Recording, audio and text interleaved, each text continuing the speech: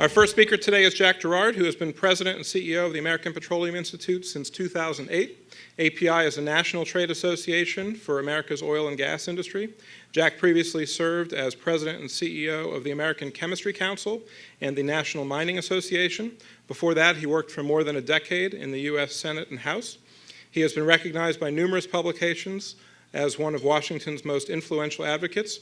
Please join me in welcoming Jack to Wilmington.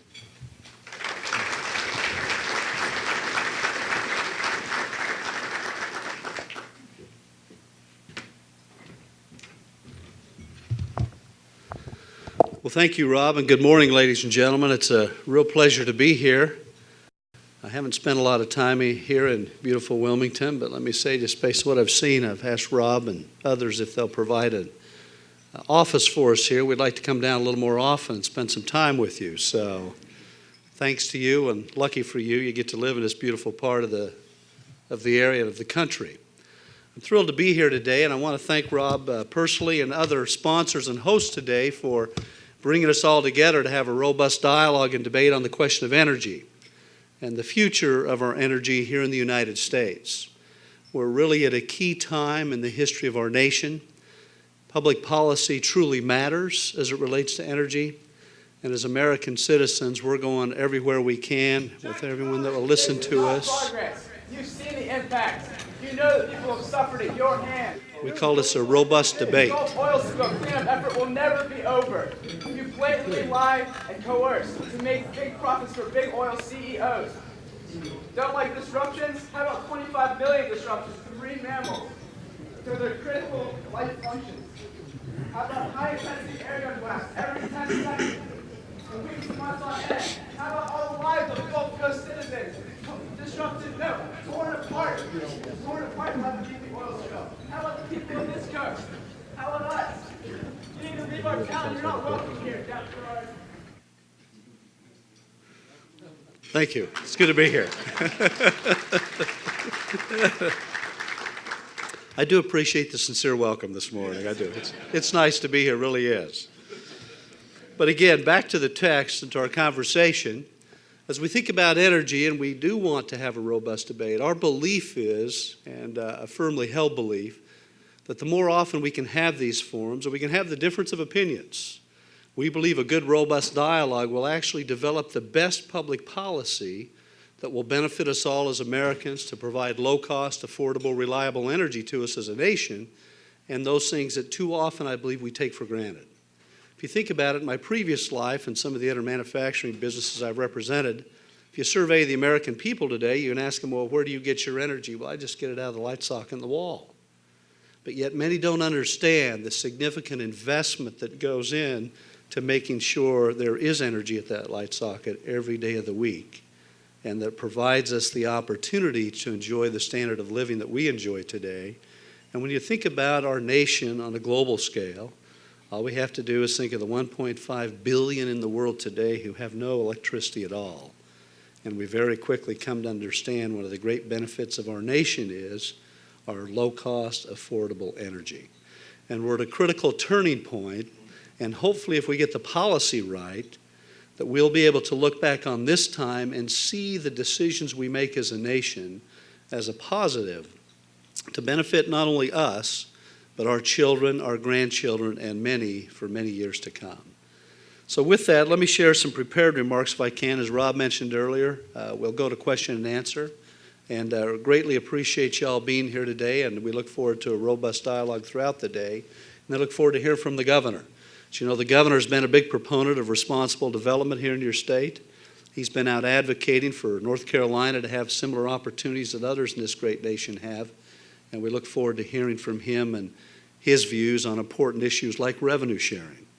I'll tell you, we're working hard in Washington right now to make sure these energy opportunities are spread across the country in all walks of life, and where all people are given opportunities to benefit for what we believe is truly a game-changing opportunity.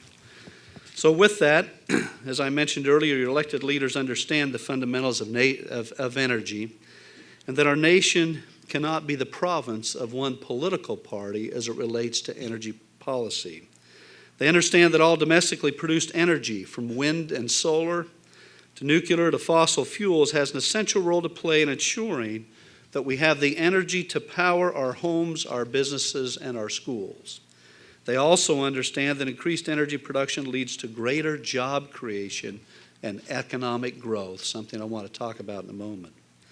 Nationally, America's oil and natural gas industry supports approximately 1.2 trillion, that's a T, 1.2 trillion in U.S. gross domestic product. And what might surprise many of you here is every day we contribute $85 million to the federal treasury. $85 million in the form of royalties, bonuses paid at lease sales, and taxes. Our industry supports 9.8 million U.S. jobs, which is about 5.6% of total U.S. employment.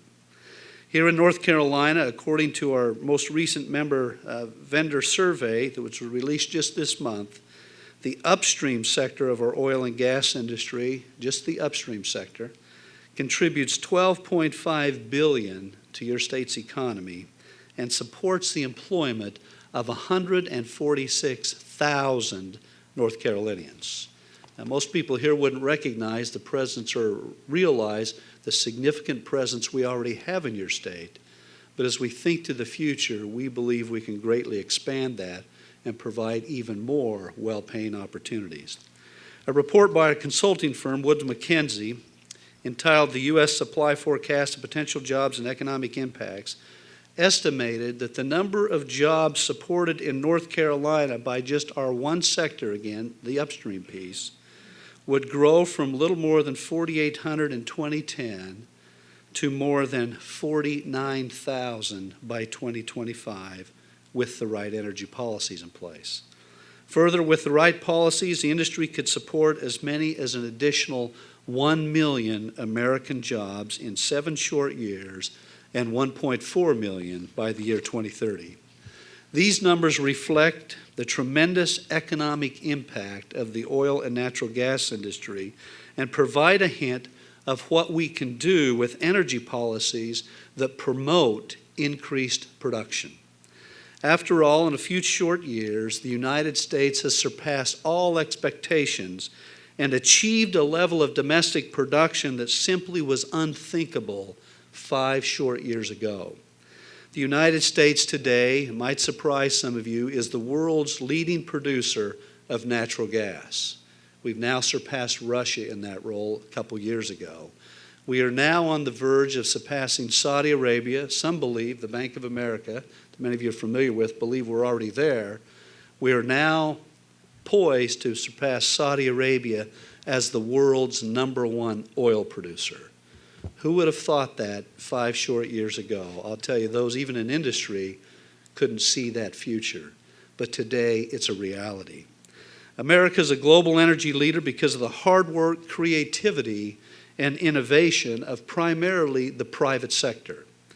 While we appreciate the President's speeches on energy policy, and we're proud of the gains that have been made since he's been in office, unfortunately, too often this administration has been an obstacle when it comes to energy development and production.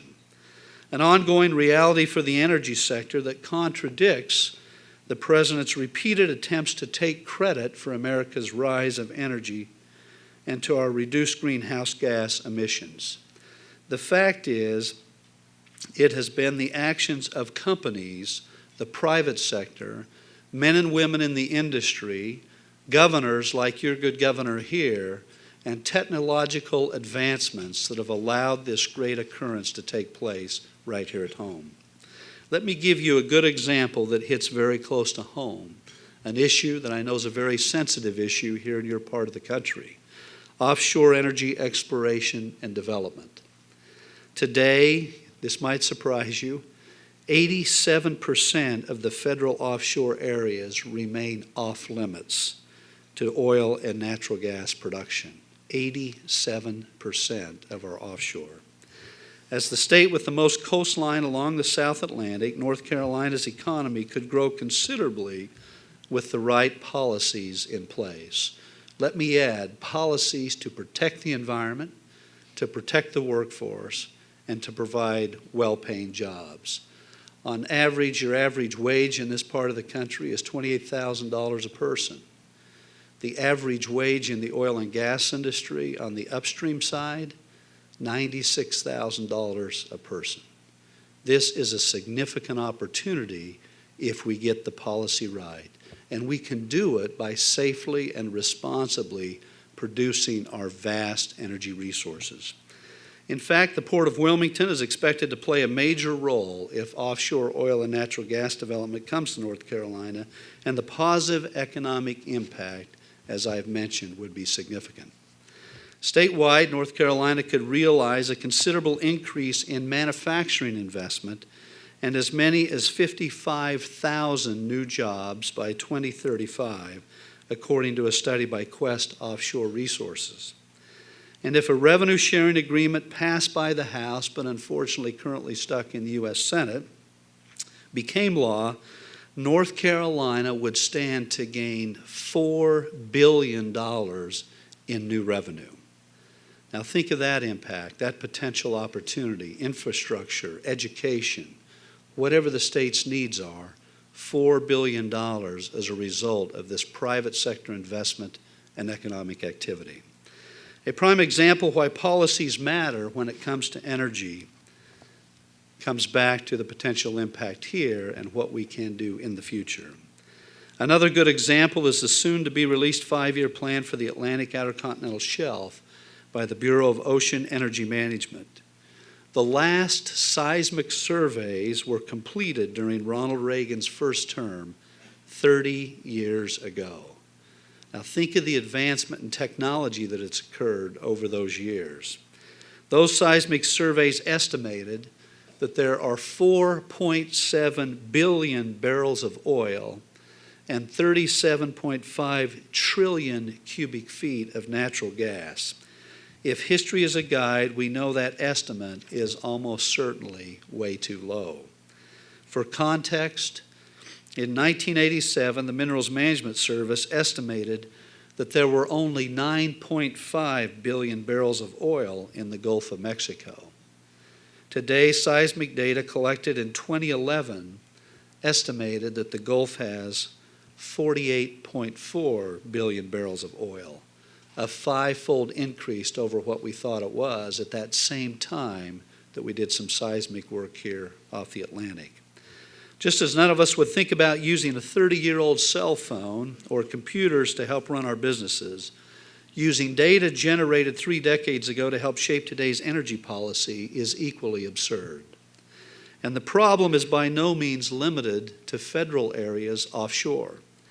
Too much of our nation's energy resources are off limits because of short-sighted federal government policies, outdated assumptions, or political agendas that have nothing to do with American energy security or global energy leadership, but everything to do with short-term electoral politics. According to the Bureau of Land Management, from 2008 to 2013, the BLM, of course, being an arm of the Department of Interior and the federal government, during that 5-year window from 2008 to 13, the number of drilling permits issued on federally controlled onshore lands, this is the onshore now, dropped by 43%, while the actual number of wells drilled dropped by 52%, which of course further depresses our production. Further, a Congressional Research Service study found that in federal areas, those areas under federal control, under the control of the administration and the Congress, production from 2009 through 2013 was down 6% for crude oil and 28% for natural gas. Now, in contrast, and this goes back to my earlier point about the innovations we've seen come back to private sector, to leadership and governors and state legislatures. In contrast, on the private and state lands, where development does not need permission from the federal government, oil production in the U.S. is up 61%, and natural gas production is up 33%. Public policy really does matter. And where development is possible in federal areas, permitting and leasing is slow and a very cumbersome process. That's not only bad politics, it's bad policy, and it's an unnecessary drag on a still shaky economy. What's more, we are not only producing more oil and natural gas, we are doing it more in a more environmentally friendly way than ever before. Thanks to the abundance of cleaner burning natural gas, America's CO2 emissions are at their lowest level in 20 years. Further, since 2000, the oil and natural gas sector has spent more on low carbon and zero carbon emitting technologies than the federal government, and nearly as much as all other industry combines. Now, when we think about it, we truly need an all-of-the-above energy strategy. But let me just be clear, when you think of oil and natural gas, we are energy companies. We look at all forms of energy. Our R&D investment in all forms of energy exceeds that of what the federal government does. In fact, when you put those numbers together, as I just mentioned, from 2000 to 2012, we've invested in R&D over $80 billion, more than the federal government, and just slightly less than all other R&D investment in this space by all others combined. So we see energy holistically. We see the need for a true all-of-the-above approach, and you'll hear today, I believe, from wind, nuclear, and other forms, solar. We need it all, while at the same time, we need to constantly improve on energy efficiency. We need to do more with less. But we also need to recognize the reality that we indeed need it. Energy drives our entire economy. It's the foundation for everything we do every day. In fact, 1 out of every $6 invested in non-hydrocarbon technologies comes from the oil and gas industry. Since 1990, the industry's invested $252 billion towards improving environmental performance of our products, our facilities, and our operations, all of which makes the President's claims that this administration is behind America's significant reduction in greenhouse gas emissions and our rise as a global energy leader, in our view, somewhat disingenuous. And while it is true that the administration has evolved somewhat from their original hostile and ill-informed position that fossil fuels were a social ill that needed to be solved, the plain fact remains that his administration's energy policies have, on balance, dampened our nation's energy outlook. The President and some of his top energy advisors are still unduly, in our opinion, influenced by the false narrative put forth by our industry's most ardent critics, who would rather sow fear and misinformation than to have a reasoned and responsible debate on how best to meet our nation's energy needs and the world's ever-growing energy needs. I was shocked to read the other day, one of the leaders in one of these movements said that the American people, and I'm paraphrasing his comments now, the American people need to understand that we need to become accustomed to doing with less. In fact, our standard of living should be somewhere between where we are today and that of Ethiopia. That was the comment of one of these, in our view, and from our vantage point and perspective, fear-mongering, misinformed individuals. That's why forums like this are so important, to have an open, transparent, robust dialogue, to challenge the misinformation and the fear-mongering, and to make informed, responsible judgments as a nation as to where we're going to go. Fundamentally, the President and some of his allies still fail to recognize that many of our industry's most vocal and fervent critics are not for safer oil and natural gas development. They are for no energy development, period. And to some in this region and communities all along the Atlantic coast, that position may resonate out of concern for your beautiful beaches and your bountiful waters. I ask that you listen to the facts, as you're doing here today, to challenge the fear-mongering misinformation campaigns waged by some critics of energy development, whatever form that energy might take. The reality is that the oil and natural gas industry has a strong record of safety and is continually looking to squeeze the last bit of risk out of energy development and the production process. We take it as a moral and business imperative to keep improving our safety measures and our response protocols. We know that the oil and natural gas industry's ability to keep leading job creation in this country and driving the 21st century North American energy renaissance is directly tied to our safe stewardship of our nation's precious natural resources, even as we seek to develop more of our nation's energy. Similarly, we are also very much focused on how best to develop another and perhaps the most precious resource, our future workforce. We know that our future success depends on ensuring that the oil and natural gas workforce is as diverse as our country. To better understand how to do that and what it would mean for our nation, we commissioned a study with IHS Global to examine potential job opportunities in the oil and natural gas industry over the next 2 decades. What we know is that jobs in the oil and natural gas industry, the jobs we'll create, will require people with a wide range of skill sets, training, and educational achievement, meaning that the opportunities we offer are not limited to a few highly skilled or specialized workers within a particular region of the country. What the report made clear is that this nation will not be able to fulfill its potential as a global energy leader without more hands on deck, particularly minority and female workers. The report estimates that there are nearly 408,000 job opportunities that could be filled by African American and Hispanic workers, with 185,000 being filled by women. African American and Hispanic workers are projected to make up nearly 20% of new hires in management, business, and financial jobs through 2030. These estimates are based on current and projected trends in factors such as labor force participation rates and educational attainment, and should be considered a floor, not a ceiling, for job opportunities.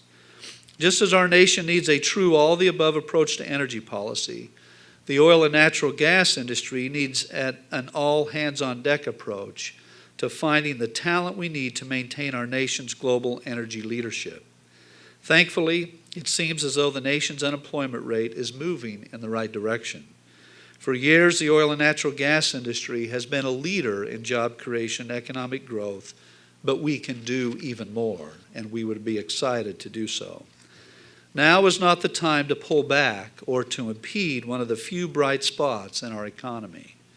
Now is not the time to deny the millions of people who are underemployed, or college graduates living in their parents' basements, or working 2 or 3 part-time jobs the opportunity of a well-paying career based on the misrepresentations advanced by anti-oil advocates. Because make no mistake, those who are leading the anti-oil movement have their ultimate purpose an economy without fossil fuel. Their vision for our nation, the world, is of decline and a lower standard of living that most here would find intolerable. In my view, that type of wrong-headed worldview should find no support among those who lead us and should have no place in the American energy policy discussion. Our elected leaders should be dedicated to growing our economy so that everyone who wants a well-paying career can have one and have that opportunity. Looking ahead to the 2014 midterm elections and beyond, we must demand that those who act on our behalf at all levels of government, regardless of political party, implement energy policies based on current market conditions and our position as an energy leader. And even as America's 21st energy renaissance continues, its future is unclear. The question we must answer is whether our nation will pursue the policies that encourage America's global leadership, or if we will choose to stifle them. What we need is a fact-based, forward-looking energy policy that positions our nation to be a global energy leader well into the future.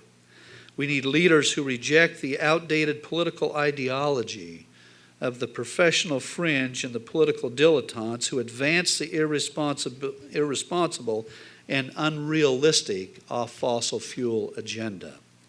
Because if we get our energy policy right today, we can be the generation that erases what for decades has been our country's most potent and impactful economic vulnerability, dependence on energy resources from less stable regions and countries hostile to our goals, ideals, and way of life. What we want and what the American people deserve is energy policy that continues the trend of our nation becoming energy self-sufficient and the global energy superpower leader in the world. In my view, it would be unforgivable if the country were to abandon or ignore its responsibility to future generations by missing this opportunity based on flawed science, outdated assumption, and electoral expediency. Put simply, the 2014 elections will be instrumental in determining which American energy future comes to pass. Will we choose a future America that is a self-sufficient global energy leader or not? The choice is that stark and fundamentally that simple. Our underlying message is equally simple. Energy is fundamental to our society. And thanks to American innovation and the entrepreneurial spirit, our nation stands amongst the world's leaders in energy production and is poised to be the leader if we get it right, if we get American energy policy right today. To do that, we need elected leaders, like many of the North Carolina's elected leaders, who understand what's at stake and who are willing to set aside outdated assumptions and partisan talking points to work together on safe, responsible, and fact-based energy policy. If we do that, future generations will only know the United States as the global energy superpower. As I close today, let me just conclude with this simple thought. For those of us here, as we look back just 5 or 6 short years ago, no one would have imagined that we are where we are today.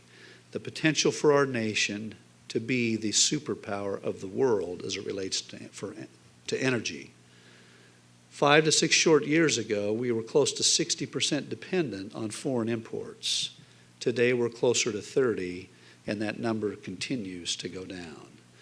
We have the chance of a lifetime, perhaps the only chance in our history, dating back to the Nixon administration when we established the Department of Energy to wean ourselves from foreign sources of energy, to truly turn the tide to make us the energy superpower of the world.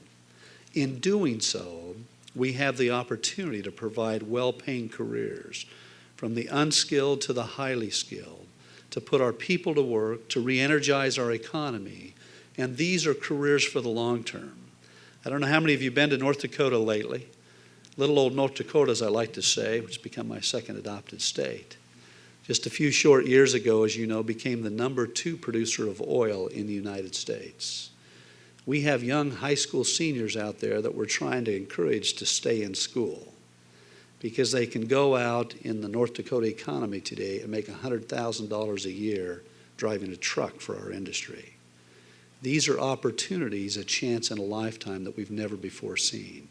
If we get it right, if we have these types of dialogues and look seriously at the science, the data, and the facts, I believe this generation will look back and see a turning point in the history of our country that provides opportunities not only for the coming generation, but many generations yet to come into this society, but also an opportunity for us to lead the world, to impact the international geopolitics that we see taking place today. Why? Because of this fundamental strength we call energy, specifically oil and natural gas. Thank you very much for your attention. I'm very happy to take your questions today. Thank you. Protection of intellectual property is always a challenge, as you know, and if you look at it even beyond our sector, it's always a challenge, particularly in some parts of Asia and elsewhere. I'll tell you, as an industry, a lot of the technological advancement that's allowed us to unlock these vast resources was developed right here at home in the good old USA. Many of you have probably heard the term fracking before. It comes from hydraulic fracturing, which is a technology that we've used in the United States for over 65 years. What we've been able to do, which has really unlocked this vast potential, is to take this well-known technology that we hope we've protected the IP for and combine it with horizontal drilling, which allows us to drill down to great depths and then turn and follow a band of shale, thus shale oil, shale gas, as you often hear. And I'm oversimplifying this. But in that context, that technology that was developed here in the United States has been evolving over many years. I'm confident those who have done it are protecting it the best they can, but it is truly technological innovation that has allowed for this unique opportunity in the U.S. So IP and other things we've got to protect. Of course, it varies technology by technology.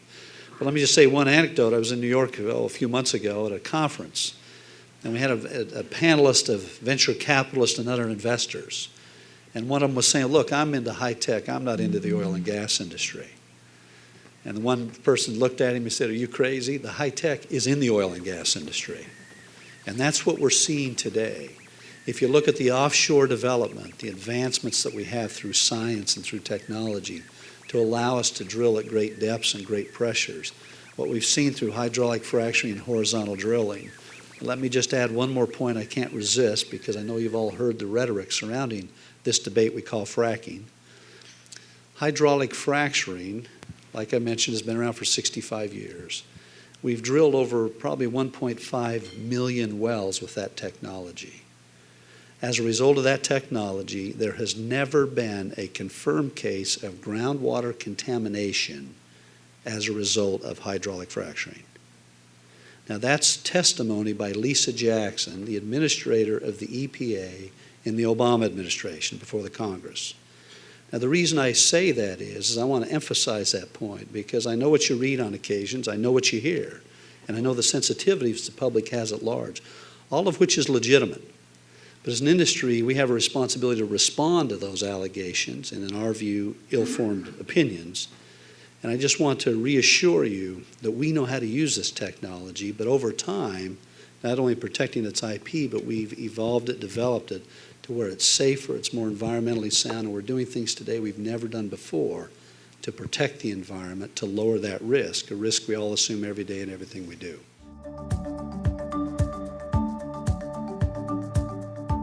Let me say right up front, we're safer today than we were back then. And then let me touch on a few items and encourage those who would like to look in greater detail. Please go to our website at api.org, and there we've got a long list and a paper, if you will, that talks about the post-Macondo developments and improvements in safety practices.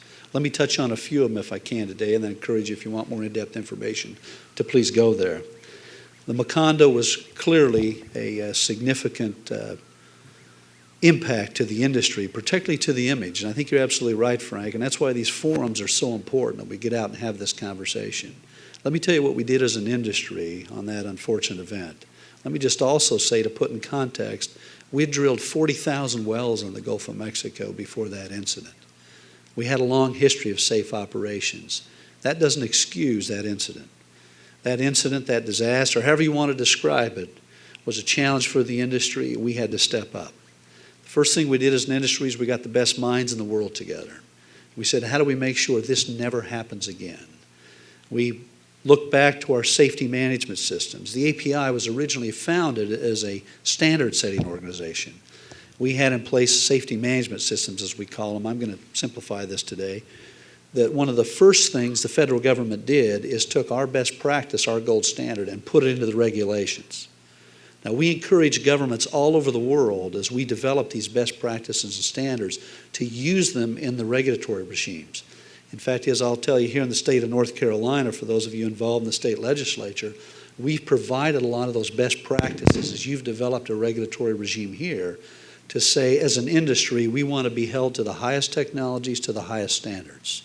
So that's one of the first things we did. Coming out of that is we developed what we call the Center for Offshore Safety, a new entity that we stood up now in Houston that has operations. We've developed auditors, third-party auditors, not affiliated with the industry, who now go out and audit our practices on an independent basis and come back and report to make sure that we are achieving highest best practice to protect the environment and to protect our workforce. So we do have a challenge, Frank, and we need to get out in communities like yours and others to reassure the public that the industry takes their responsibilities seriously. Safety is a top priority for us. Environmental protection is a top priority for us. As I mentioned earlier in my remarks, since 1990, we have spent over $250 billion in protection of the environment. We're committed to doing that moving forward. We want to listen, to interact with communities like yours, to make sure we can address your concerns, to make sure when we come in we can reassure you that we're committed to the safe and responsible development of this vast resource. Again, there's a lot more there, and without going through all the details, I'll cut that short, but encourage you to go to api.org and you can look at that in greater detail. One of the big debates taking place today as it relates to offshore development is what share of that revenue will come to states or to localities. We've got a model that's been built in the Gulf of Mexico where they're receiving significant revenue in the revenue sharing mode, if you will, from that development in the Gulf of Mexico being shared by those impacted states. As an industry, we support that legislation. We believe it's not only fair, but it's a good practice to say if Wilmington, for example, impacts the ports and other things, they should have an opportunity to share in some of the revenue generated from those offshore activities. It's been passed through the House.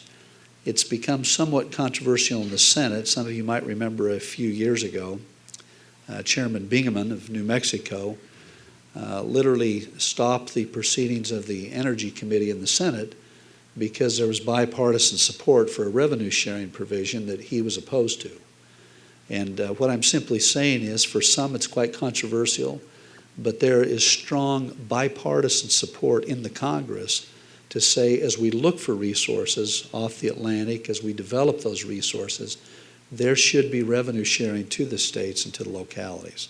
So let me just say, as an industry, we strongly support it. We're hopeful we'll get something done there. We're hopeful through seismic testing we'll be able to identify the resource. How big is it? Is it economic? And if so, then through the administration processes, allow for that development and then make sure we share revenue with the states and the localities that are impacted. Data shows that we have vast resources like never before. I guess I would reverse the question and say, why not now? If we have the opportunity to create energy jobs, well-paying jobs, as I mentioned earlier, which pay well above national averages at a time we need the most, we have an opportunity to make ourselves energy self-sufficient as a nation. We have an opportunity to generate all the associated economic activity. I would argue now is the best time to drill. It's a little bit like going back to the earlier conversation about the seismic. We really haven't even looked in the Atlantic for the last 30 years. Why? Because government policy has prohibited. Our technologies and our advancements come from using them, from developing, much like the hydraulic fracturing horizontal drilling technology we have today. We've been using that for 65 years, and now we've developed it to the point and had breakthroughs with it to where we can produce resource we knew was there, but we could never produce before economically.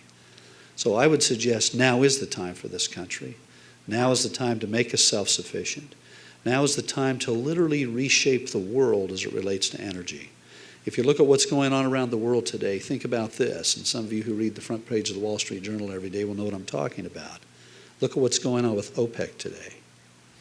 OPEC is just about dissolved as a result of the vast amounts of energy the United States is putting in the global marketplace. We export today 4 million barrels of gasoline and diesel every day. Most in here probably didn't know that. We're offsetting our trade imbalance close to $22 billion as a result of that energy export. Energy export today is the #1 segment that's lowering our trade imbalance. We pay some of the highest wages in the country. People in Ukraine, former Eastern Bloc, are clamoring for our energy. Why? Because it reshapes the world as we know it today. They will no longer have to rely on Russia for their natural gas. They're begging us to send that resource to them. If we develop our resource now, it's estimated we could create another 500,000 jobs through the export market. through LNG export, through crude oil export. What does that do? It puts downward pressure on the price. Look at what's happening to the price of gasoline today at a time of significant turmoil. It's going down. Why is it going down? Because our production in the United States has increased about 4 million barrels a day. At a time we see the significant unrest in the Middle East and elsewhere, historically that would have sent oil prices through the ceiling. You'd see vast volatility. That is all stabilized, in fact, is decreasing. There's now articles being written about how low will the oil price go. It's gone down $10 in the last couple months. And so what we see, it all comes back to taking control of our own destiny, our own future. That's why I believe production now is the key, because we're finally positioned to have an influence. If you look at the variabilities the variables that contribute to the cost of energy, the one that we control as a nation, we can't control the unrest in the Middle East, we can't control the demand coming out of China, India, or elsewhere. The one we can control is how much supply we put into that global marketplace. If we continue to contribute to that supply through our own domestic production, we are influencing world events, not only making us more secure as a nation, but we're creating well-paying jobs to make us more energy secure as a nation. It's really a win-win. So I would suggest the answer is produce it now. We have vast resources. The peak oil theory has been proven to be incorrect. So let's take advantage as a nation. Let's lead, and we can literally reshape the world as we know it. Well, let me respond as representing the broader industry. There's mixed opinion across the industry as to how best to handle the carbon question, if you will. Some of our members believe if we're going to put a price on carbon that it should be done through a carbon tax versus a cap and trade system that was discussed 4 or 5 years ago in the Waxman-Markey form. So some believe if we're going to regulate carbon that way, you must do it in the most efficient way possible, and therefore just tell the public what you're going to charge them. If you're going to increase the cost of energy because you're going to put a tax on carbon, just tell the public. Be transparent, let the public know. So generally, those within our sector who respond to that question would run that gamut somewhere from the carbon tax to a cap and trade system, but most would side, being business people, on the side of make it efficient, make it transparent. Therefore, if you're going to tax carbon, make it a carbon tax so the public knows. Now let me answer the second part of that question, or perhaps implied in the question. Few people realize that today we're at a 20-year low in our carbon emissions in the United States. We're down almost 10% over where we were at peak back in 2006, 2007. Now, why is that? Let me just add, the United States is the leader today. When you hear European nations say, well, United States, you got to do your part, my response is we're not only doing our part, we're leading the world in the reduction of carbon emissions. Now, how did that come about? It didn't come about by government mandate. It didn't come about by government regulation. It came about because the oil and gas industry, through our modern techniques and technologies, are today producing record amounts of cleaner burning natural gas. Natural gas emits about half the carbon that coal does. And what you're seeing today, just like the pipeline that's been proposed to come down to service part of your area here, is when we consume a cleaner burning source like natural gas, we're reducing our carbon emissions. So when you put in the equation of lower cost, affordable, reliable, domestic natural gas in with things like improved energy efficiency, we're leading the world in the reduction of carbon emissions. As business people, we believe those are better alternatives and better solutions than to tell the American public we're going to arbitrarily raise your cost of energy because it's going to change behavior. We believe the behavior we seek is advanced production, more production, cleaner burning sources, and we truly need all the above. We need more wind, we need more solar, we need all to make that happen. But we're leaders in carbon reduction. Why? Because of our vast amounts of natural gas right here at home that we're producing domestically.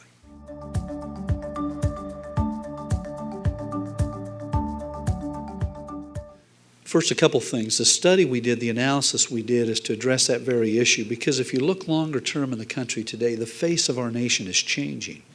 The minority populations continue to grow. One of the things that's not well understood in the oil and natural gas industry, 50% of our workforce will turn over in the next 10 years. 50% of our workforce will turn over in the next 10 years. There are huge job opportunities. When I speak to universities and others, my first comment is, hey folks, if you're serious about long-term employment, come to the oil and gas industry. Prepare for this future because we're going to be here for a long time. We pay well, good benefits, good opportunities. So if we look holistically as the face of the nation changes, we are doing all we can to get out in front of that to try to attract that workforce we need, the workforce of the future. The study shows that of the 1.3 million new jobs we can create just by producing our own energy, 408,000 of those have the potential to go to the minority community, African American, Hispanic, women, etc.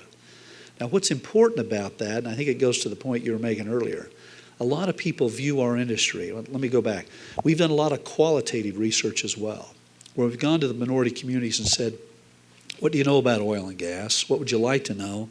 What would interest you in it? Many of us see us as somewhat afar off and say, boy, those are great paying jobs. We don't think we could ever get in that business. So we're changing our approach to how we approach communities and how we approach the public at large to educate around these questions of how you get into the oil and gas business. And our primary focus is in the African American community, in the Hispanic community. Yesterday we had a big event in Detroit. We've had them on the south side of Chicago. We've had them all across the country now. We're going to historic black colleges. We're going to the Hispanic Institute and others to find the specific outreach, to be able to build those relationships, to knock down those perceived barriers and say there's opportunity for all here. Regardless of race, background, education, etc., the oil and gas industry is somewhat unique. When you look at those 1.3 million jobs, the 400,000 of which would go to the minority community, they cover the entire continuum from highly skilled, STEM-educated PhD types all the way down to far less skilled. In fact, 63% of those jobs are what we would call historically blue-collar jobs or semi-skilled, partially skilled jobs. The other 23% up in the more senior management or the more highly educated, etc. And the reason I point that out is when we look across the country today, we want to remind people the oil and natural gas industry is not beyond your reach. In fact, as an industry, we're going to work hard as we see our workforce turn over to make sure that those opportunities are filled with the best and the brightest. From all walks of life, everyone deserves an opportunity, and that's our fundamental approach to reaching out to the community, to our society at large. So any of you here who are involved in those different groups, please work with us. Come see us. We view it as our responsibility as industry to educate the public at large. I'm glad you're hearing about those opportunities because it means the word's getting out at least somewhat. But we have a unique opportunity. And once again, in closing, going back to the fundamental points we've talked about, this is a game changer for the country if we get it right. But policy really matters. We can have an opportunity here to change the history of our nation, to make us the epicenter of power, energy in the world, and to provide those well-paying jobs to everyone, to provide opportunity for all, our kids, your grandkids, their kids, and the list goes on. But we're at that turning point. We're poised right now in a position to fundamentally decide the direction of our nation. I believe we can get it right. I believe we can elect those who understand the vision, who will provide the leadership necessary to get there. But it's going to take us all working together, getting beyond partisan views, getting beyond the past, and saying what is the future of the nation as it relates to energy. Thank you so much for being here, Rob. Thank you, and thank the other sponsors. And we hope you enjoy the forum throughout the day. Thank you very much.